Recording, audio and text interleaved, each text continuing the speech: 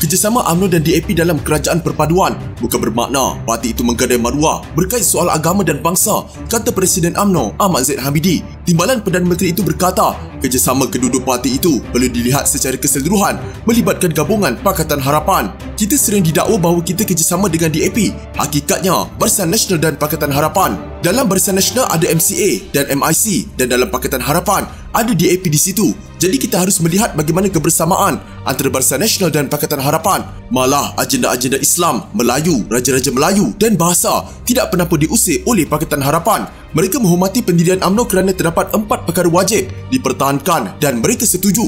Katanya kepada pemberita selepas menghadiri taklimat Presiden kepada para perwakilan di Pusat Perdagangan Dunia WTC Kuala Lumpur. Dia juga mempersoalkan mengapa PAS suatu ketika dahulu boleh bekerjasama dengan DAP. Saya tidak nampak masalah kononnya kita terpaksa menggadai maruah dan sebagainya. Sebab PAS juga pernah berkahwin dengan DAP. Dah lama dah. Kenapa PAS boleh tapi bila kita buat, kononnya kita menggadai Islam dan Melayu. Jadi mereka harus tanya diri mereka sebab PAS berkahwin dengan beberapa parti termasuk DAP, katanya. Untuk rekod susulan tiada gabungan mendapati majoriti mudah pada PRU15, Pakatan Harapan dan Barisan Nasional bersama-sama GPS dan GRS menubuhkan kerajaan perpaduan dengan pengerusi Pakatan Harapan Anwar Ibrahim dilantik sebagai Perdana Menteri. Keputusan menubuhkan kerajaan perpaduan juga menyaksikan UMNO dan DAP yang merupakan seteru politik lebih 5 dekad kini berada dalam kerajaan yang sama. Terdahulu Zahid yang juga ahli Parlimen Bagan Datuk berkata, taklimat hari ini bertema realiti politik tanah air untuk memberi pesanan kepada perwakilan mengenai masa depan parti itu menjelang pilihan raya negeri di 6 negeri dalam masa terdekat.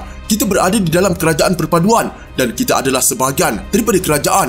Kita tidak dominan, kita harus akui hakikatnya. PRN 6 negeri ini mengundang kerja kuat kita dan membuktikan mana-mana kerusi yang dimuktamadkan untuk diberikan kepada Barisan Nasional. Hendaklah kita menangi. Tidak ada makna kalau kita rasa kuat, tapi sebenarnya keberhasilannya kurang, katanya. Katanya walaupun parti itu menerima 23% undi popular pada PRU15, namun parti itu hanya mampu memenangi 30 kerusi parlimen, iaitu hanya 11% sahaja. Kita harus bangkit dan perbetulkan kelemahan-kelemahan. Masalahnya, pada 2 PRU yang lalu, kita asyik melayani titik-titik perbezaan di kalangan pemimpin parti. Kali ini kita perlu mencari titik persamaan dan harus gerak ke hadapan, katanya.